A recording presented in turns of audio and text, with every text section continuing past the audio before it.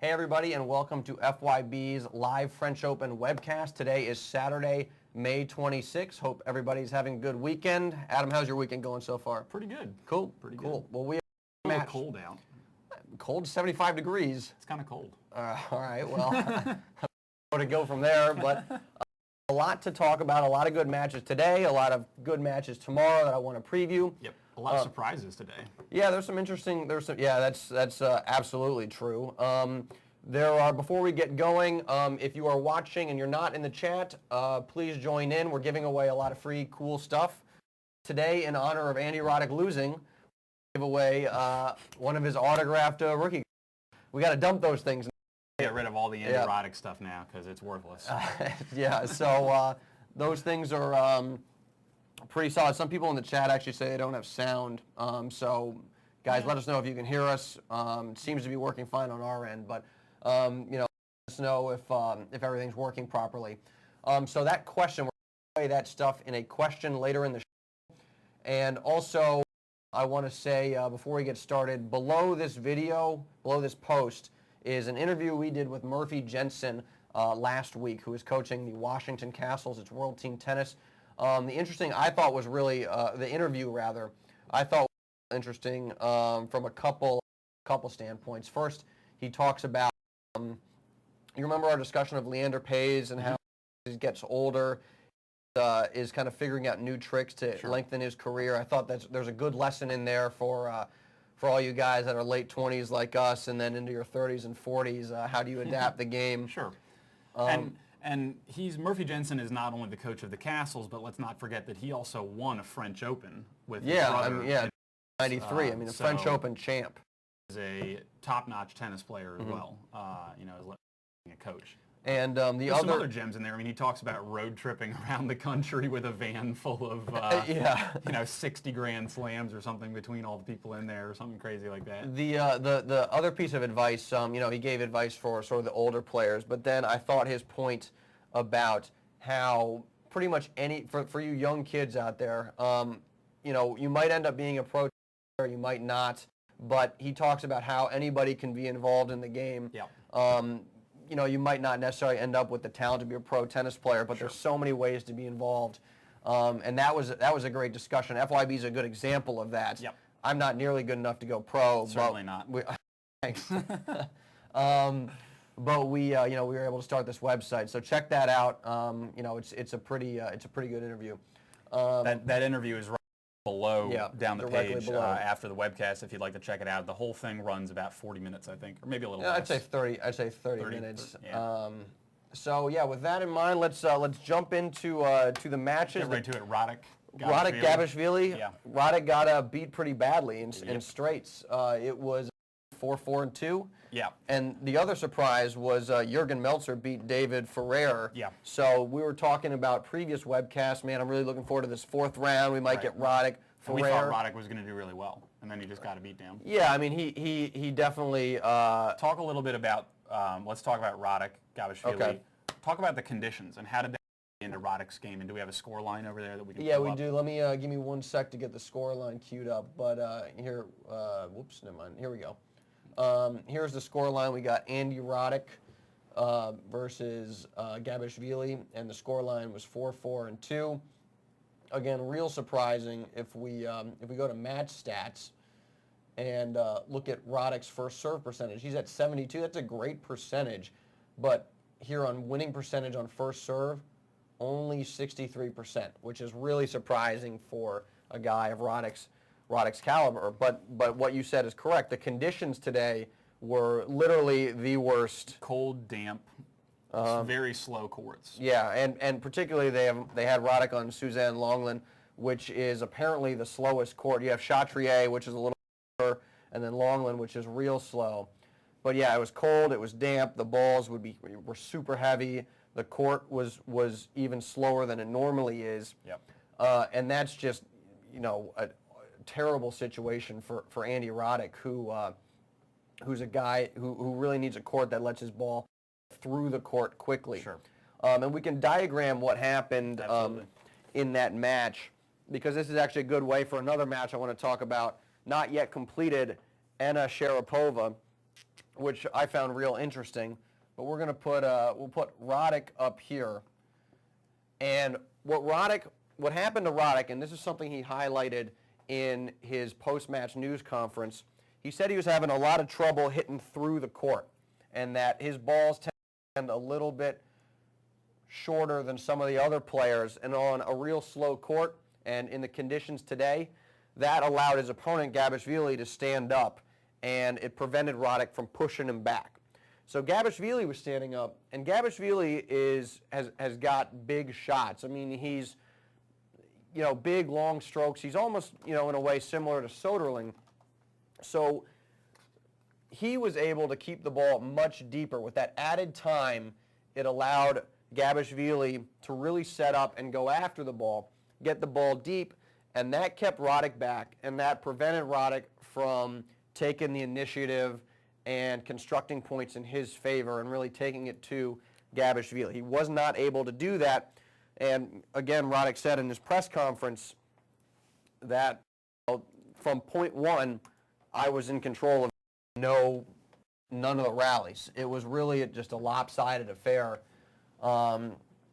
which is, too bad. Again, we wanted to see that Roddick Ferrer fourth round, but then Meltzer pulled out that win against Ferrer, which was certainly, you could argue is the biggest, one of the biggest upsets from today.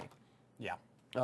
Ferrer's a guy that if it wasn't for Rafael Nadal, you would say he might have a French Open crown or two under his belt, and that's certainly surprising. Meltzer's got some shots, but he's not a clay court specialist like Ferrer is. So that was certainly an interesting match there. Now, if let's move on to the and guys, remember the chat box. If you have a follow up about the Roddick match, sure, or anything else, please participate. Yep. You want to move on to the Anna Sharapova match? Yeah, I mean this is fascinating in a way because you have Anna, who's clearly the best clay court player on the women's side of her generation. And you have Sharapova, who's been struggling, and her serve hasn't been working. And she's certainly more of a fast court player, but she's also an incredibly fierce competitor. Mm-hmm. So the match started, and Anna was in the driver's seat. She was just taking it to Sharapova, who didn't quite find the range. And actually, let's go back to the dry erase board because this was an interesting sort of tactical match. There was a lot of similarities. I could take this script I have right here with A-Rod and Gabishvili and take A-Rod off, and you put Maria up here in the first set, and it was the same deal. Maria, more of a flat ball hitter, tries to hit through the court. She wasn't getting good length, good depth, and with the court just taking most of the pace away. Anna was literally right up on the baseline for most of the first set, was in control a lot of those points, and was hitting her spots. She was playing pretty well. So Sharapova was in real bad shape, and the scoreline reflected that. I believe it was 6-2 in the first set. Now the second set was not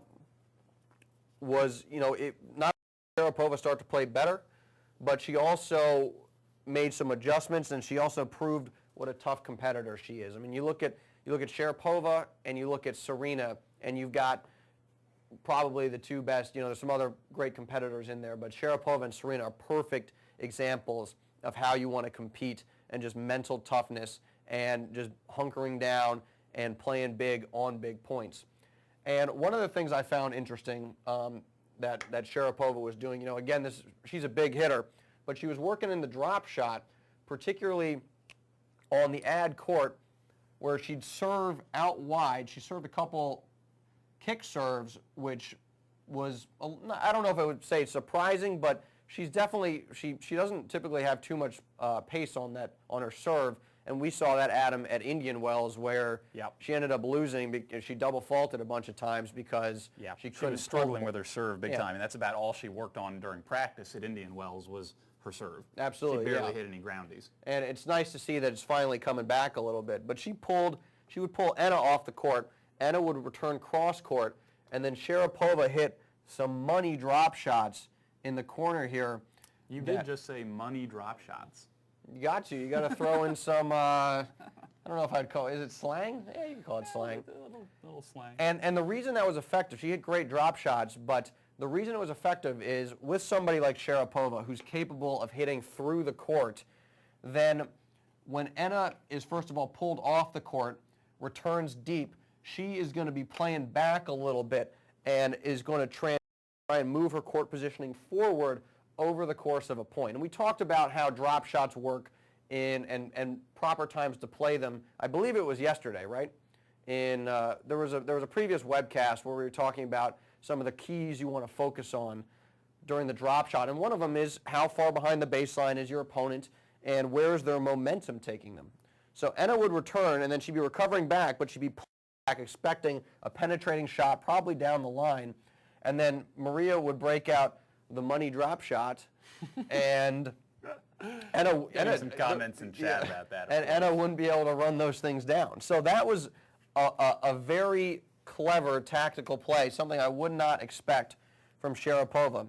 And the second thing in the second set was Sharapova just started to find the range. She was dropping balls short and was missing in the first set. Well, instead of hitting them here in the second set, let me switch markers, she was getting them much deeper and dictating play. And when the ball's back here, landing deeper, even though that clay is going to kill some of the pace, if you're landing them by the baseline, that's going to push your opponent back. And that's what happened to Enna. She had to play back, Sharapova move up, and then Sharapova was now in control and can now go corner to corner.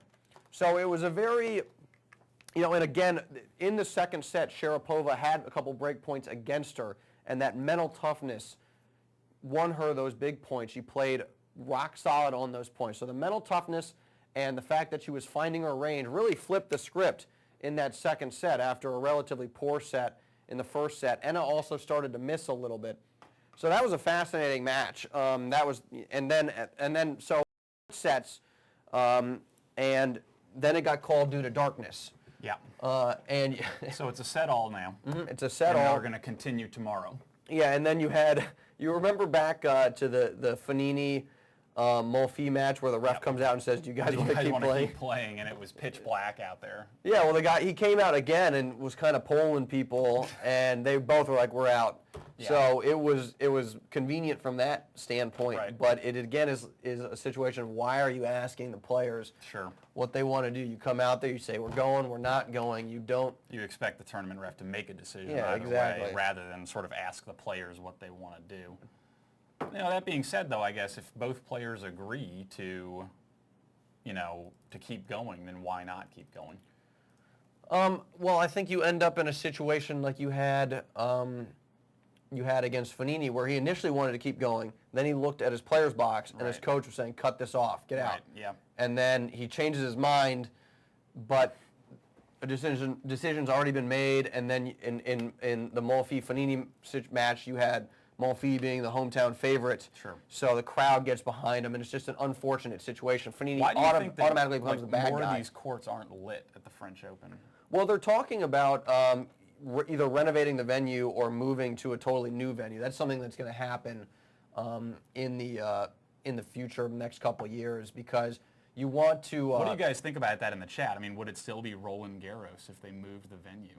I mean, it's kind of a bastion of tennis there that you're moving. I think if that's going to happen. I think their plan there is they're talking about maybe we'll move it. They're kind of threatening to gain some leverage. Yeah. And whether or not that actually ends up happening, sure. Probably not. They'll probably keep it where it is. It'd be nice for them to maybe those two big courts, Longland and Chatrier, they can put a roof on them and light them because the rain really has disrupted play. And I think Wimbledon's a nice example of how you can keep the tradition of that tournament, but then also put a roof on there when appropriate, where appropriate, and not have these huge breaks in play where fans show up and then it's pouring, and so it's not good for the fans, certainly not good for the viewers on television. Sure. So hopefully they'll work out some solution there. Are we about to do a... Yeah, we're going to do another audience poll. We started doing this yesterday. So the poll question is going to appear, let's see, right right up in here somewhere in just a second. And the question is, who is going to win in the continuation tomorrow? Is it going to be Sharapova or is it going to be Enna? And those results should start coming in real time for us here. And in a couple of minutes, I'll read back the final results of what you guys think. Was somebody making fun of my purple shirt? No, someone was asking which one was Will and which one was Adam, and so I said you were the one in the purple shirt. All right. You are the tennis coach. All right, there you go. This purple shirt's awesome, I think. Yeah, well, it's very loud. Can you turn it down a little bit can you use some effects to like lower? I think the red if shirt anybody's is getting actually blinded coming through a little louder than. Yeah, maybe it is. You know, that might be true. I look like I'm about to sail off on a Tommy Hilfiger boat or something, so I can't really make too much fun of your shirt. Thank you, Agassi, for saying my shirt is fine. Eric EPAPS, I'm about to ban mediocre shirt. Eric, your name is purple in the chat. Yeah. So how can you even criticize my shirt? It's messed up. All right. Okay. Well, with that in mind, let's move on to Nadal Hewitt today, which yep.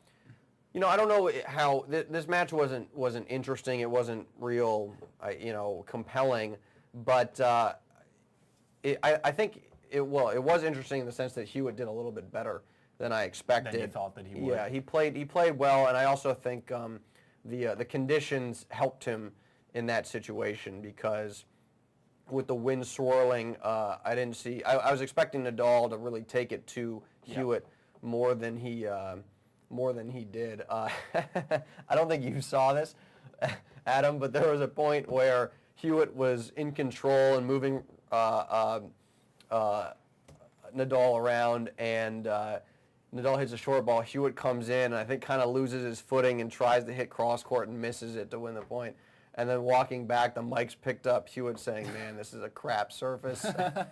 And I found that hilarious because it sort of encapsulates why some guys like clay and some guys don't. Sure. And it's sort of hard to see that translate when you're watching it on television. Yeah. We talked about playing on red clay. And what was slow. Well, what was your impression when we hit on red clay? No matter what you did to the ball, like no matter how hard you hit, the ball would just stop, when it bounced on the ground. And it felt like you almost have a lot more time to prepare, that's for sure. Well, what do you think about the movement? I mean, I think for a guy... sliding is fun, and it's definitely... I feel like it's a little bit harder to get started moving. I feel like you can't quite push off as quickly. And it's certainly a little harder to stop. The other thing that's annoying is it stains your shoes. Yeah, it kills your shoes. Well, I'm interested. What do you think about the? I've played on red clay a number of times, and I'm used to sliding. I'm used to keeping my balance. Yep. But I think for guys who, particularly like you've only played it once. Athletic and can't balance. Well, I didn't say that, but the point I was trying to make is that for guys who are used to maybe a hard court or grass, and they're used to moving in a particular way, and certainly you are used to a hard court when we would go out and hit and film. Did you find that the footing was difficult on a clay court where you might be sliding if you were moving a little bit? I'm trying to get your experiences and translate it to people who. And it's definitely a little bit harder to balance. I think I like clay more though than a hard court. I mean, if I had my druthers, I'd probably play on clay more. It's just slower. I think it's more fun. Okay. Because you can't. It's really hard to put the ball away on clay. Mm-hmm. I think at least, especially if you're facing someone who moves well around the court. Yeah. Certainly. That actually is a nice segue to. Before we go and talk about the next thing. Do you feel like the Hewitt match today and the fact that Hewitt did better than you expected, do you feel like that is a chink in Nadal's armor, or is it just that he did a little bit better than you expected him to do and not necessarily that Nadal did not do as well as you expected him to do? Well, first of all, it's still a straight set, so that, but I think I would say... Did you see any weakness from Nadal? Yes, I would say if this match was played in perfect conditions, then I might say he doesn't look quite as good as I had thought he was playing. But the conditions were so bad that it's just going to knock your level of play down. It's just hard to perform when it's cold. When Star Fury says in the chat, Nadal got broken every set. Yeah, exactly. I mean, you wouldn't. And keep in mind, Hewitt is one of the best returners on tour. Yeah. So and runs a lot of balls down. Yeah. He is effective at grinding at the baseline. And yeah, he's no slouch. But I think if the weather was great and it was warmer and there was no wind, then And Sar says Nadal didn't bring his A game, but he didn't have to. yeah, I would. You know, the problem I would have with that statement is, while you're not bringing your A game might be good enough to get you through a Leighton Hewitt at this stage in the tournament, it's going to give you some problems later on when you might face Verdasco, Djokovic, and then possibly Federer in the final. So what you want to look for is, are these guys getting better every single round? And if they play well but then they take a step back, that's sort of an alarm bell. Yeah. And again, if absent the terrible conditions today, then I would say this might be a problem. But since the conditions were so bad, you know, in a way it might actually help, because it's really a mental struggle when you're out there and the conditions are that bad. You really have to focus and just kind of roll with the punches and you know, just recognize that the weather is terrible. I'm not going to be able to do as much. Yeah.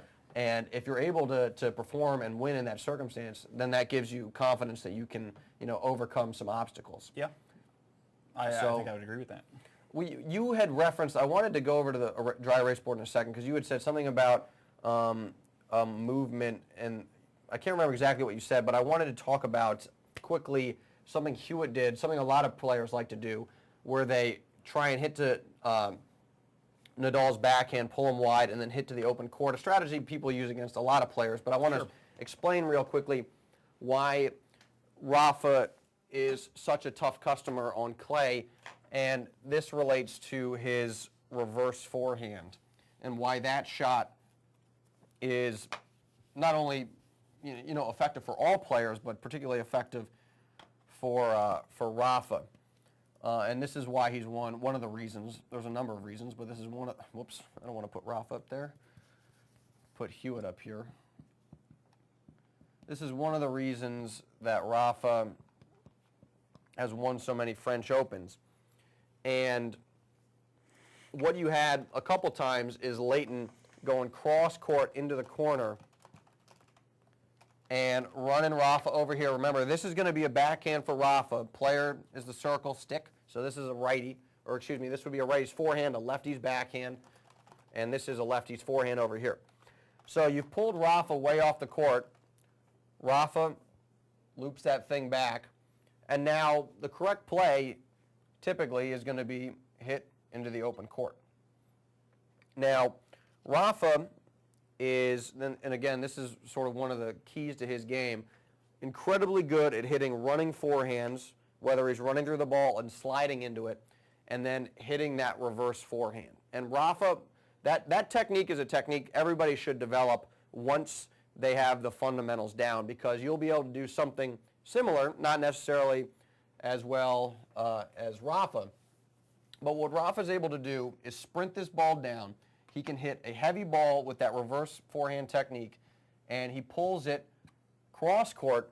And now what he's done is established a cross court, his forehand to Hewitt or any other righty's backhand rally, and this is the exchange that's going to win Rafa a bunch of points. And Rafa's adept enough with that running forehand to either get it deep or get it angled, and then his opponent is on the run. So you'll see Rafa do this a lot. He did it against Hewitt, and he'll do it against somebody like Federer and certainly every other opponent he plays on his way to the final, assuming he makes it that far.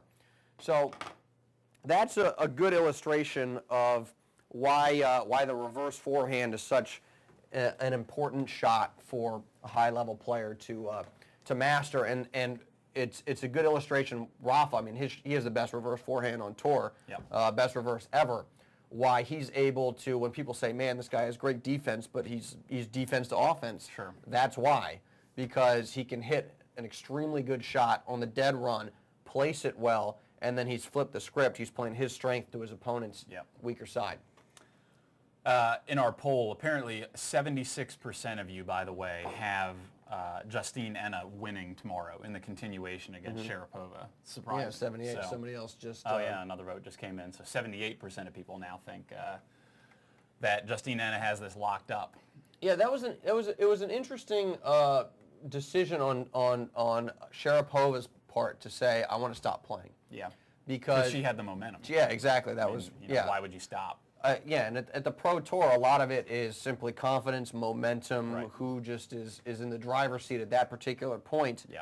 So I was sitting there kind of wondering why she wanted. I can totally see why Enna wanted to stop. She was getting run around. Her forehand was way off. She was missing balls. I mean, she definitely should have said, I don't want to play anymore. Yeah. But Sharapova, the only thing I can think of is maybe her coach had the BlackBerry out and was checking the weather report and said tomorrow's supposed to be sunny, warmer, the clay's going to be drier, the ball will move through the court faster. Yeah. But even then, you have such an advantage right there. I don't, in terms of the momentum, it's a little curious to me. I'll have to go check her interview and see if they ask a question why she about wanted to that. stop. If you guys have any insights on that in the chat, please let us know. So if you want to clip over to the computer screen, we've got tomorrow's lineup. So let's preview a couple of these matches. On Chatrier to start, it goes Dementieva versus Sheepers. I guess I'm probably pronouncing that wrong just because that's how I roll. Sheepers. But then we've got Sharapova and then Enna after that. So that's going to be a 7 a.m. match, unfortunately, probably. And then we've got Venus versus Petrova. I think Venus will take that. That'll be a good. They're both big hitters. Yeah, they are big hitters. Venus has been playing really well. Her forehand is dialed in. Yeah. So I expect her to win that. There's a question in the chat. What do I think of Stozer's chances to win? Yeah. None, zero.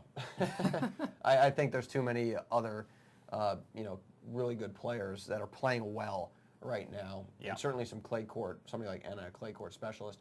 And then of course you have Fed versus Wawrinka. That'll be a fun match to watch. I think the way Federer's playing right now, Wawrinka should, Wawrinka doesn't stand much of a chance there. Yeah. If Federer stays dialed in. I'm looking forward to that. I mean, I like watching Federer play. Oh, of but course. I think it'll be an interesting match too, and I'd like to see Roger continue his steady improvement, and I wouldn't even say improvement. I think he's come out of the gate strong, and I think absolutely. I'd like to see him continue to play strong in this match. Absolutely. Going into the later rounds. I talked to my dad earlier today. My dad is at the French. I don't know why he's over there and I'm here. I feel like that doesn't make any sense. But he was over there and he calls me and he says, man, I was watching Federer and this guy's got more shots than the next 30 guys combined. I mean, the guy is just a magician out there. Yeah. Wawrinka's got a nice one-handed backhand, but I don't see if Fed's dialed Fed's got in. a nicer one-handed backhand. Yeah, Fed's got a better one-handed backhand. Yeah, I don't really see that being a problem. And then we've got, whatever, you don't have to clip over. We got Yuzny and Tsonga afterwards. So there's some good tennis. Actually, here's the matchup. You go clip over to the computer. I'm also looking forward to is Cilic versus Soderling. That'll be could be an interesting match. It could be a beatdown, to be honest. You think Soderling is gonna? Soderling has been looking money, so I expect you can just take a break. I expect Cilic. I've lost my train of thought. I expect Soderling to win that. I wouldn't be surprised if it was straights, but it could be 4 sets. So, again, Soderling, the question was asked yesterday, who do I think in Fed's half of the draw presents the most problem for Fed? Yeah. I think it's Soderling playing well, just because, particularly if conditions stay super slow, and Soderling has time to line up his shots, just because that's he's got a big game. And you can actually, if you go to RolandGarros.com and you check out Roddick's interview, he talks a little bit about that in his post-match. When he's talking about losing to Gabashvili. Got Andy Murray. Yep. And here's the other one. And Berdych. I think Murray is going to win that. I'll say 4 sets. The thing with Berdych is you don't know. He's got a big game as well, but you don't know where his mental game is. And he's certainly, clay is not his strongest surface. So, SAR144 says in the chat, a lot of players have beaten Federer this year, and Federer just plays better in majors. I mean, we were talking about this yesterday and maybe the day before that too, but Federer comes to play at virtually every major that he is in. He gets to the semifinals. the last 22. The last 22 times Federer has entered a major, he got to the semifinals or better. So I think we expect him to get to the semifinals or better. 23, excuse me. 23, yeah. And you just, wow, there's a bunch of people that's like 23, 23, 23. I'm sorry. People know their stats. That's good, keeping us honest. But Federer does not run into trouble generally. He comes to play and he shuts people down. And whether you beat Federer in a major, or I'm sorry, not in a major, but in some smaller tournament during the year has almost no bearing on whether or not you can beat him at a major. Yeah, that's absolutely true. I mean, sort of my theory, I need to come up with a name for this theory, but it's not even a theory. It's just Federer losing to some guy in, like you said, a non-major tournament doesn't matter. You shouldn't even look at that and be like, well, here's evidence that he might lose to this guy. It just doesn't, it doesn't happen. Yeah. There was Davydenko had success against Fed late last year, and then this year, and so people, when he was playing Fed in the quarters of the Aussie Open, saying, ooh, Davydenko could do it. Take him out, and then Federer found a way to.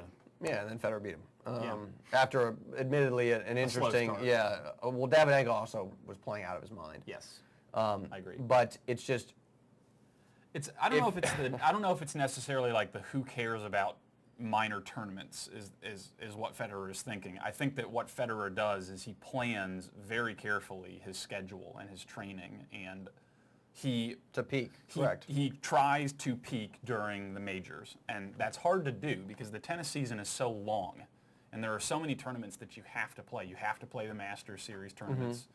You have to play the majors, obviously. And then you have the other tournaments that are like warm-up tournaments to the majors that you want to be getting used to the surface on. And it's difficult to try to peak at the correct time. And it's not that Federer doesn't care necessarily about those tournaments, but he's, I think, done a very good job of showing that he can manage his schedule and manage the way that he plays and manage how deep he goes in these tournaments to play the right number of matches. Yeah, I mean, he cares about the tournaments. He just doesn't necessarily care about them as much. Right. And you're right. I mean, everything you said is correct. He's planning for the majors. That's what he's dialed in on. And a 2 out of 3 match and a 3 out of 5, not the same thing. Totally different. Totally physically different, mentally different. Yeah. Majors, there's more pressure. It's just there's really, with Federer at least, little sense in comparing a 3-set format to a 5-set format, and the pressure of a major versus the pressure of a satellite tournament. Yeah, I think what you might, now if you take a step back, this obviously only applies to Federer. If there was a guy, if there were 2 different guys where one person had a matchup advantage, and then they beat them in a best 3 out of 5 or 2 out of 3, and then they're playing in a major, well then I might say it's past might be prologue. But that doesn't apply to Federer because he doesn't have weaknesses except against Rafa. So, Federer I think Rafa Verdasco could be really interesting. Sort of as a random aside. I mean, it could be, or it could just be it could be total domination. They played recently in a final, and Rafa put the hurt on. Yep. So, tennis lesson. It could go. Yeah, I mean, it was. There was a question about Serena losing a set 6-1. She apparently didn't feel well on court and was a little, I believe, nauseous and lightheaded. So she, to go back to a good competitor, she wasn't feeling well. She got herself together and pulled it out. And now as a day to rest, and hopefully she feels better and will play well. Well, we're already 7 minutes over here, so why don't we wrap this up? Let's. We have some giveaways. We're giving away an Andy Roddick rookie autograph card valued about $100. Got to dump that Roddick merchandise. Got to get rid of it. He's out. Gone. So the question, and it's the first person who answers this question correctly in the chat, is who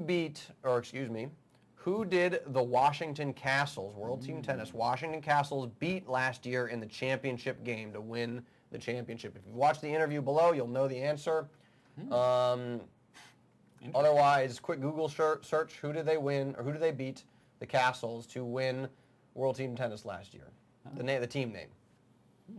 Got to be up on your World Team Tennis, or you got to be a very fast Googler. A very fast Googler. You could use the I'm feeling lucky button on Google. Ooh, that's true. And then figure out a way to... no, it was not the Toronto Grasshoppers, not Dolphins. Eric, courtesy or thanks to Eric Papamarcos of Michigan State. A big Michigan fan for that question. Huge Michigan fan, actually. Yep, that is correct. Status X got it. Boston Lobsters is another team, but it's the Springfield Lasers is correct. So, Status, I'm going to message you real quick, just tell you Yep, Status, what to do. Make sure you don't leave the chat before we have your email address. Any parting thoughts? Also, by the way, guys, please feel free to give us some feedback. We love feedback. If you'd like to see more whiteboard segments, with Will diagramming stuff, if you'd like to hear us talk more about the women's side than the men's side, whatever you feel like. And if you'd like to have us, if you'd like the webcast to go longer, we're trying to keep it to 30 minutes today. It looks like we've gone almost 40 minutes. Should we go longer? Should we go shorter? All that type of stuff, let us know. We're still fine-tuning this. We're only a week in. And Eric Papamarcos does not go to Michigan. He goes to Penn State. Just kidding. So yeah, with that in mind, I don't know if I have anything else to. I think that's about it. I got to put together a preview video for some of the matches tomorrow. Yeah, so don't forget, guys. I mean, there is we're doing a ton of content during these majors. Will is putting up preview videos for his thoughts on the next day's matches. Those go up on YouTube. So if you check out our YouTube channel, you can watch those there. We're recapping and previewing during the webcasts here. There's just a ton of stuff out there to watch every day if you are so inclined. Yeah, AK and Rays. The answer was the Springfield Lasers, World Team Tennis. If you guys are in the States and have a chance to go to World Team Tennis, you should absolutely go. Yep, absolutely. You get so close to the top players. I mean, Serena and Venus Williams are the stadiums are much smaller, so you're literally like right on the court. Yep. And if you're 16 and under after the match, guaranteed autographs. Yeah, guaranteed. They line everybody up, and they'll sign every single autograph. And this is something. If you're unfamiliar with the format of World Team Tennis, real quick, it's basically the women play, the men play in singles and doubles, and then there's mixed doubles, and they all count the same. So the men and women are equally weighted in terms of who wins, and you're right up there on court. The venues are pretty small. I would say probably 2,000 or 3,000 people 2 to 3, is the average venue size. So it's very intimate.